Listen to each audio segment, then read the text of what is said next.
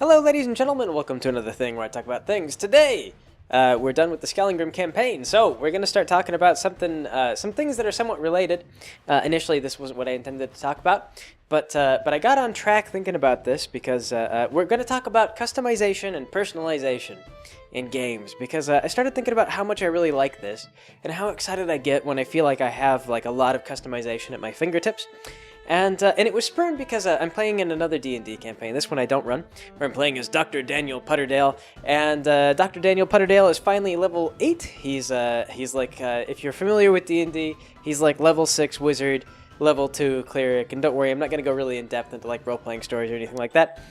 But anyway, though, the point is that when you get to be a level 6 wizard and you're a necromancer, you can raise skeletons, right? And the necromancer gets some bonuses, and they're minor bonuses to your skeleton raising. Like, they attack more and they have a little bit more health. Like, they're slightly better skeletons because you're a necromancer. And this ability has limited potential. Like, you know, you hit level 6 and other classes, like, they hit level 5 and they get, like, multi-attack. They attack twice every round. It's like, it's great. It follows with you. It's useful for the rest of your character's life. Level 6 necromancer, only useful for as long as skeletons are useful. Really not that great.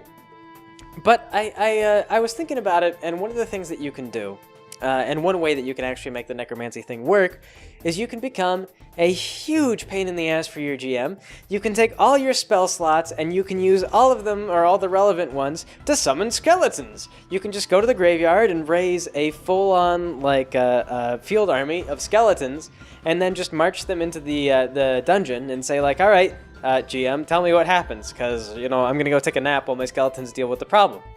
It's pretty ridiculous, and it's a thing that really, it's not fun for anybody. But if you're going to be honest about what a necromancer kind of is, that's what you would do with the class. I like, you know, it's just, that's what it, like, you're the evil villain that summons the dead. That's what you are. That's what being a necromancer is.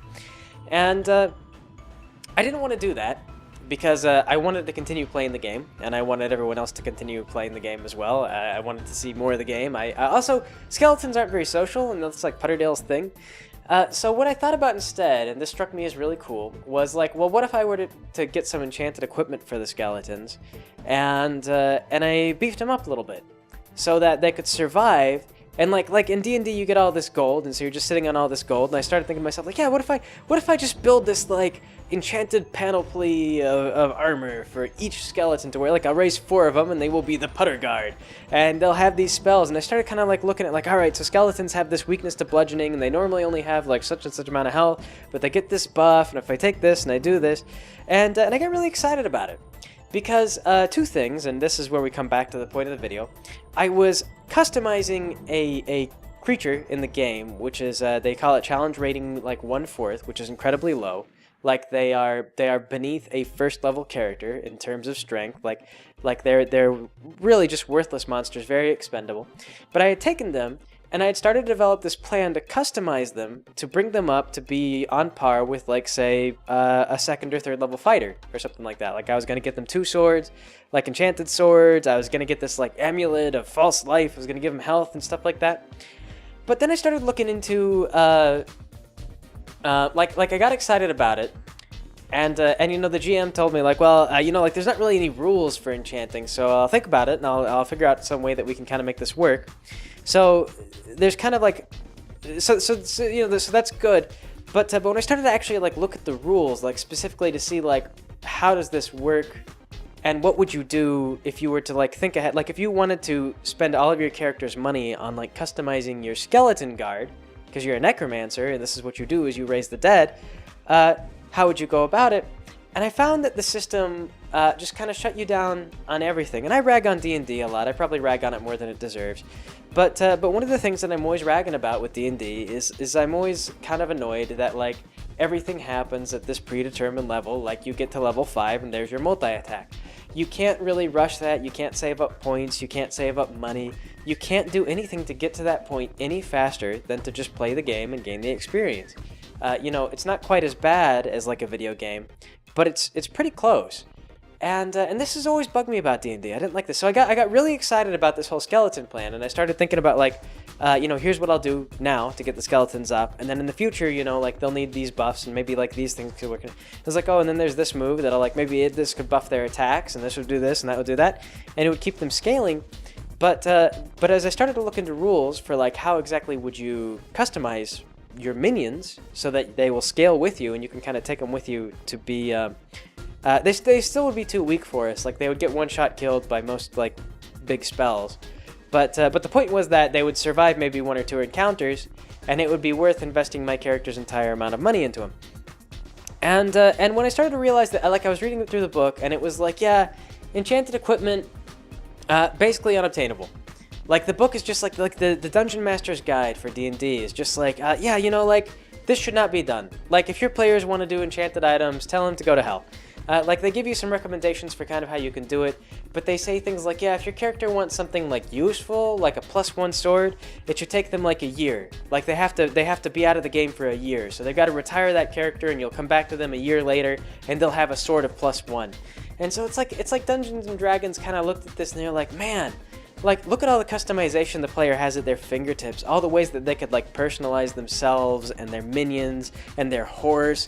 Like, they would buy a horse, and then they would buy, like, +1 horse armor, and, like, all these things. Like, look at all these opportunities. We need to, like, stamp that out. We need to squash that. We need to snuff that flame before characters start doing... people break the system that way because D&D is funny. Like I've complained in that just, you go to your next level and you just get what you're going to get. And so if a class is broken, as long as most people still accept the class, or as long as like they look at this thing and they say like, oh, that's, people tend not to like the house rule to say like, oh, don't take this, don't do that, because everyone kind of works independently.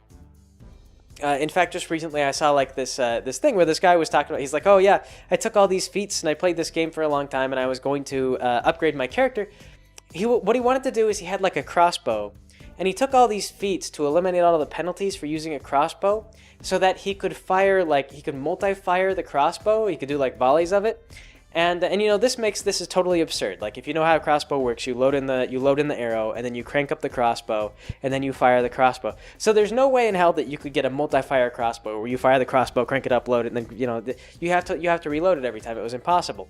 But this guy found all these feats and abilities which eliminated the need to do all the reloading stuff, and so he just tells his GM.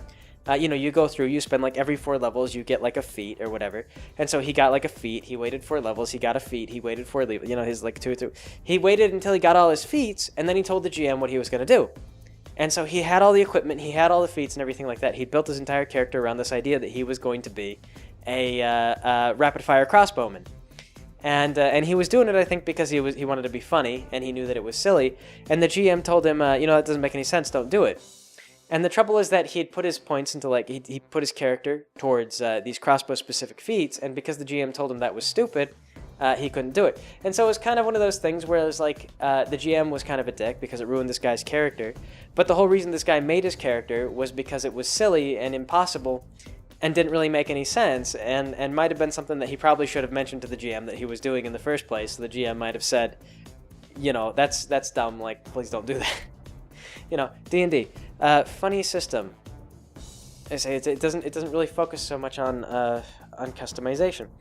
But anyway, though, the more I read about kind of like enchanting, and I talked to some people online and kind of got their opinions and read some forums and some discussion about the whole idea, like why can't you customize your character with enchantments? Why can't you just tell the GM, I want this +1 thing, I want to do this, I need more health, I need an enchantment for my health. Why can't you build your character up like this? The more I began to realize that what I just really cared about was not, like some people accuse me of power gaming and this and that, and I don't really care about the power. What I really care about is having my own paint job. Like, I wanted to name the skeletons. I was gonna paint them out in the in Putterdale's school colors. Like, I was thinking about naming them like Putter 1, 2, 3, and 4. And then like when one died, I was gonna name the next, like, because I was gonna replace him, but then name that one Putter 5. And I was gonna keep track of who'd lived and who died. And I was gonna celebrate whoever lived the longest. Like, I was gonna try and keep track of how many days if I could. I didn't know if I was gonna write that part down, but I knew I was gonna keep track of like which one I was gonna number. So it's gonna be like, number 25, go, because I expected to lose him periodically. But I was kind of having all these plans, like, they're gonna have decals on them. They're gonna be like, oh, puppy on board, like honk if you like sandwiches, like these kinds of things. They're gonna be running around, and that's the thing that I find really fun. And when it gets into like other games, when I think about the other games that I've played that I really really loved and I really really got into, a lot of them were games where you got to customize a lot, where you got to make things be your own. Another great example of this is Warhammer 40k, the other nerd hobby that you guys have heard me talk about from time to time. And that was one, like, me and all my friends got into that with just a lot of stuff with, like, this is the lore that we're doing. And I remember I first started playing this when I was in high school, or I possibly got back into it when I was in college. I can't remember now. It's been so long. But I started collecting Tyranids, and so I came up with this, the name for the Tyranids. Like, I decided what branch the Tyranids came from, because the Tyranids are like these space aliens, and they're bugs, they're locusts. They descend on a planet, they eat everything on it, and they come from these swarms out in the galaxy, and then they descend. So I came up with like names and all these things, and I painted them up my own particular way, and you get to sit there, and I used to surprise my friends a lot, because back in 4th edition there was a lot of versatility in this army, and this was one reason why I bought Tyranids. And I would sit down and I would make army list after army list after army list, into where I had like 20 different army lists that I would show up with at any given day. And I'd say like, oh, what points are we playing with? And they'd be like 1,000. I'd be like, let me go through my 1,000-point army lists, and I would find something that looked interesting, and I would pull it out, and my friends would all just be like, well, what are we doing today? And I'd be like, today we're doing something weird.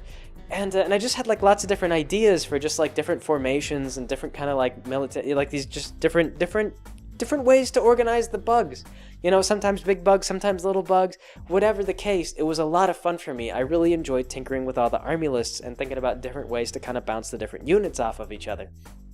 And another thing that we did is that we would play these games, and like my friend had this Space Marine army, and I can't remember what he called them, but I remember that his leader was Tydides, I think was what it was, and he had like this lore for Tydides and things like that. And then my other friend was like playing this Tau guy, and so we created like backstories for all the different characters. And then we started playing a sort of thing where like every battle had some kind of significance.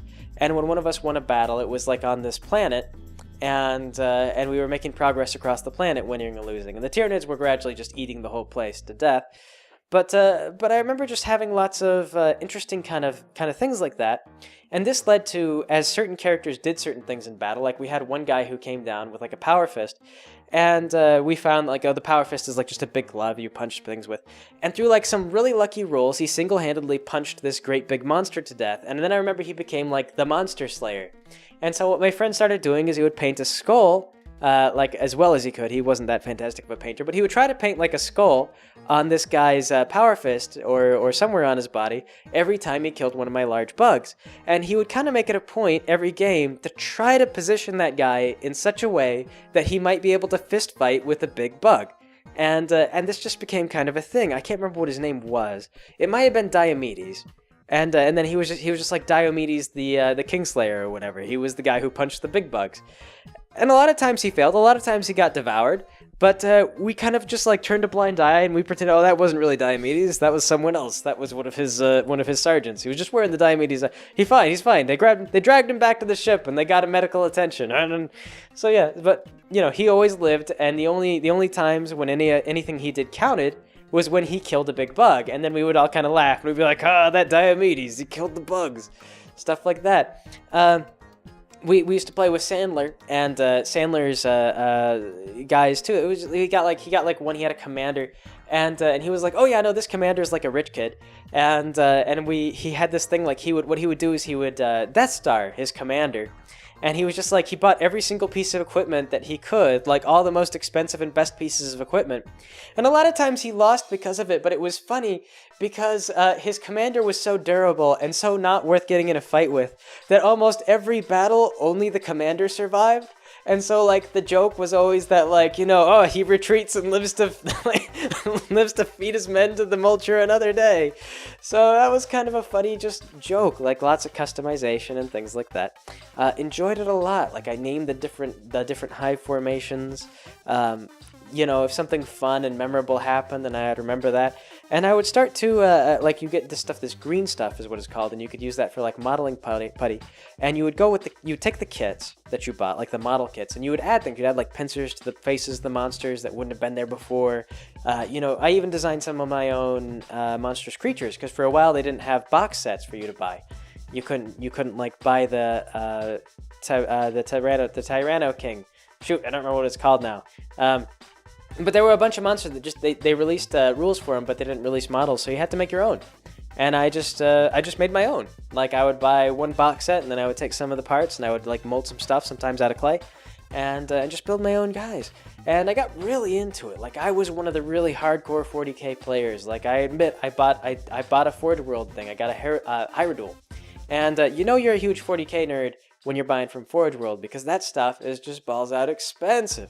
So yeah, really got into the game, really loved it, really liked painting, really liked coming up with my own thing, lots of earthen tones. I used to look up lizards and things like that and get really into it. And yeah, so that was a game. And then video games, similar to, like, I mean, also too, if you played the Warhammer 40k video games, I was so happy that they included an army painter. Like, the fact that I was able to paint my own guys, like, I was like, yeah, like, I have this army, and they're painted like this, and I can do that in the army painter. And I got to put my own guys into the original Warhammer 40k game, Dawn of War. That was a happy day. That was a happy time. The army painter thing is fantastic and just completely in touch with what fans of 40k I think would want to see. That was a very smart thing that they did. So yeah, I really liked that. Another game that I got really into that I've talked about before is the Armored Core series. I really enjoyed that. That was a game that gave you, again, you got the ability to name all your stuff and do all of your things.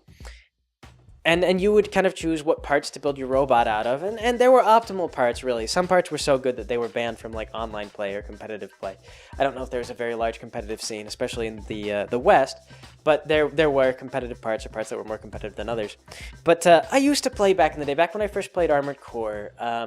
My girlfriend's brother also played the game, and what we would do is we would both keep save files, and there were two separate discs. And what you could do is he would keep one disc and he would keep the other. We had Armored Core Nexus, and then there was, like, this flashback CD where you could play, like, old missions, and we would trade. And so, like, if we wanted to play the old missions, then he would, I would take the old missions and he would keep Nexus, or vice versa, depending on what we wanted to do. And the important thing was just that we would test out different builds, like in the garage or against the CPUs and things like that. And we would paint them up and then name them different things. And then we would meet, and we would have these robot duels, and, like, we wouldn't tell each other what we were doing, but it was still pretty cool, and it was a lot of fun. We'd name them, and I'd be like, this one's named so and so, and they'd be like, oh, this one's named da da, and they would have their own custom paint jobs and their own custom parts, and like, after we were done playing and we tested out our things, we talk about what we liked about the robot, what we would improve, what we were trying to go for, this and that, and it was actually kind of a lot of fun. It was sort of a neat sort of bonding thing in a sort of nerdy way, and it's one of the things that I remember more fondly about hanging out with that guy.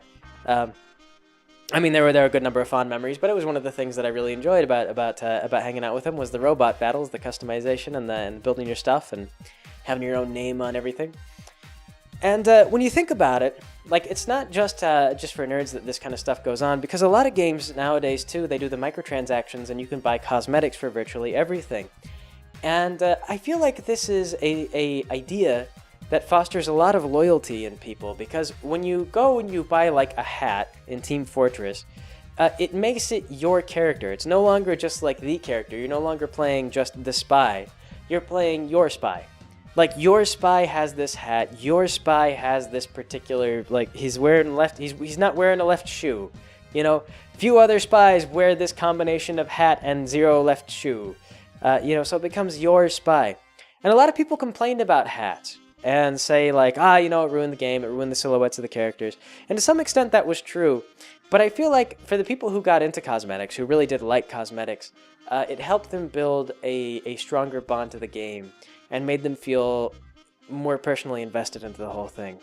I personally never bought hats in TF2. I thought about it, but the trouble was that I think it was like I had to spend $5 on a hat, but only, like, there was only one hat that I wanted that was in the shop when I looked at it, and it was like it only goes on the soldier. And I didn't want a hat for the soldier. I wanted a hat, like, I play more often, like, scout, pyro, heavy. I play soldier, but I'm not really good at soldier. Like, I don't do well. I'll play medic, too, but medic's, like, not very challenging. You just have to avoid being shot. And sometimes also shoot people, but that depends on you know, the situation. That's when it all goes bad, and the heavy's down, and everyone else is down, and everything else like that. Sometimes engineer, but not soldier. I was never a very good soldier. I would have liked the hat for the for the scout or whoever, but they didn't sell the scout, so I never got into that. But PlanetSide 2, definitely. I bought like helmets and special equipment, my own camo pattern and everything like that, and my own camo pattern for the vehicles too.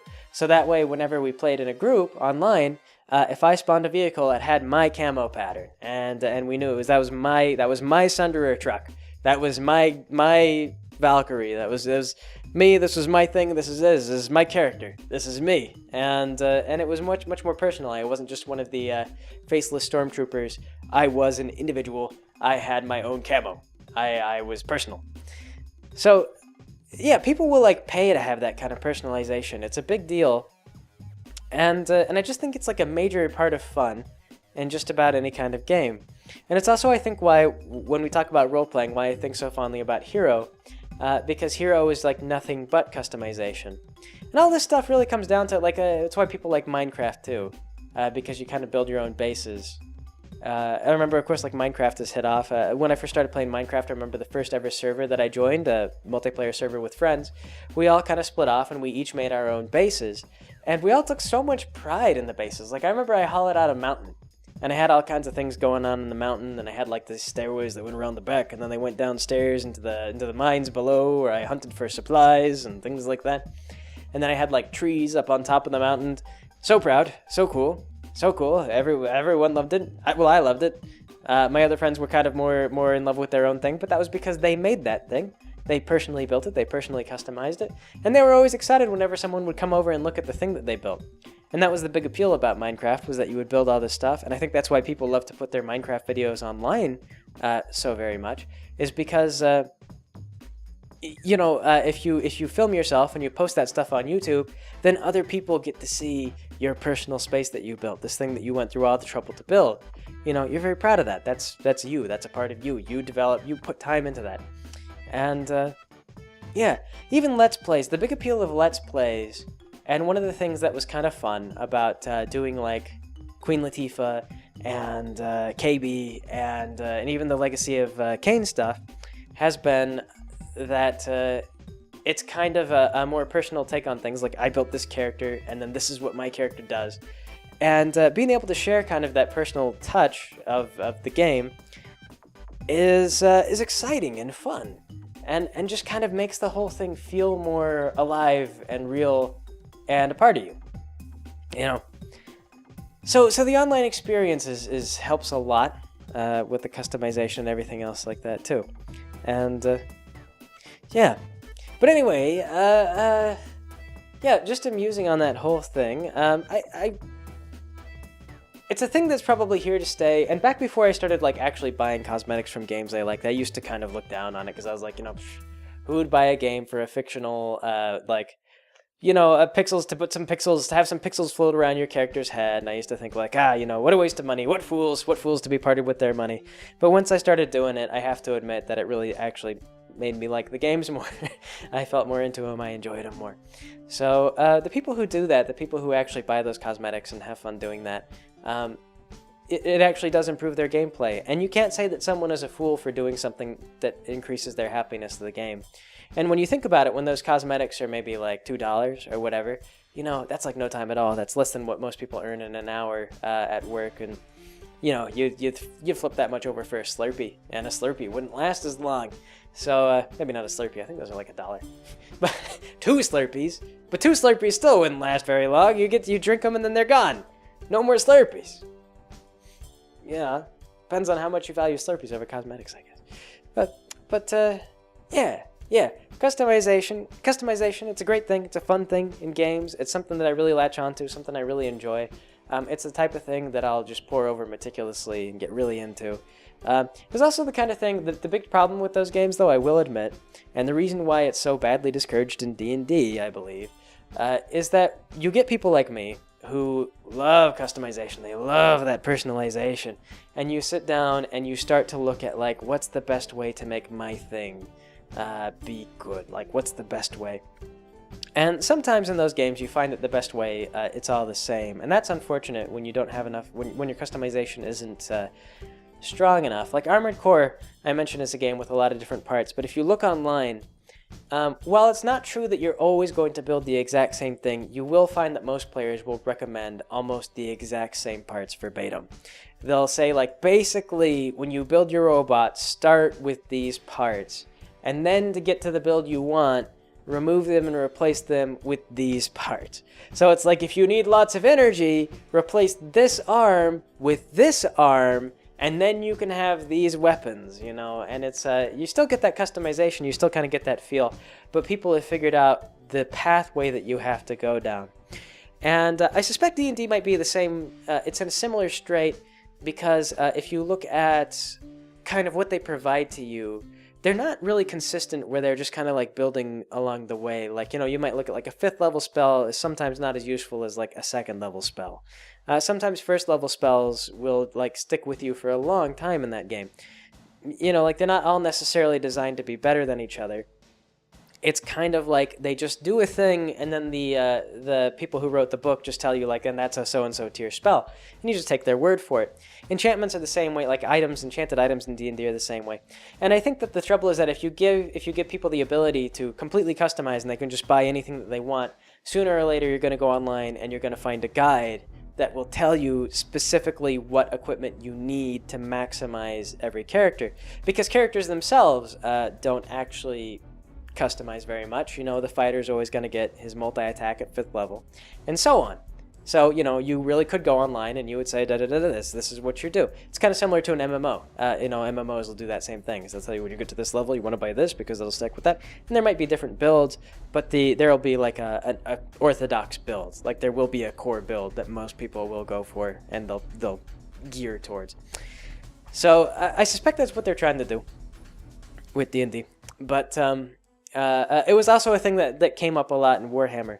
I remember I had a lot of different lists, but the trouble was that because I spent so much time looking at my army and planning out formations and thinking about this and that and what I wanted to do, a lot of times I knew exactly what my army was going to do well before it hit the field. Like, I knew why I was building it. I thought a lot about why I was building it. I would spend a lot of time, like, removing a few points here, like saving points for this weapon, doing this, doing that, knowing that this was going to bounce off of that, and that as long as this came in at this particular time, this would have the opportunity to do this, and this is going to be, like, drawing a lot of fire, so it needs to be over here or whatever. You know, being very meticulous like that meant that whenever I showed up to those games, a lot of times I would just dominate my friends, because although they got into the customization as well, they didn't quite love it as much as I did. They didn't enjoy it as much as I did, and so they would spend less time leisurely enjoying that stuff. Like, they didn't derive as much pleasure from making those kinds of lists, from tinkering with stuff, from doing things. And, you know, which comes back to that whole deal. Like, you know, for some people, a Slurpee is going to be a lot better. It's going to bring you a lot more happiness than a custom paint job in a video game. But for me, having that custom paint job brings me more joy than a Slurpee. Having that custom thing, feeling like I built a thing, makes me feel better than you know, like pineapple. For a fruit that is good sometimes that I like. I like pineapples. And anyway, though, yeah. So it's a little tough. More customization often means more game breaking, and that can be tough to work with. But you know, it's the type of thing I like, and yeah. That's it. That's my musing on it. That's what I think. That'll be it for today. So thanks for joining me, everybody. I will catch you all next time.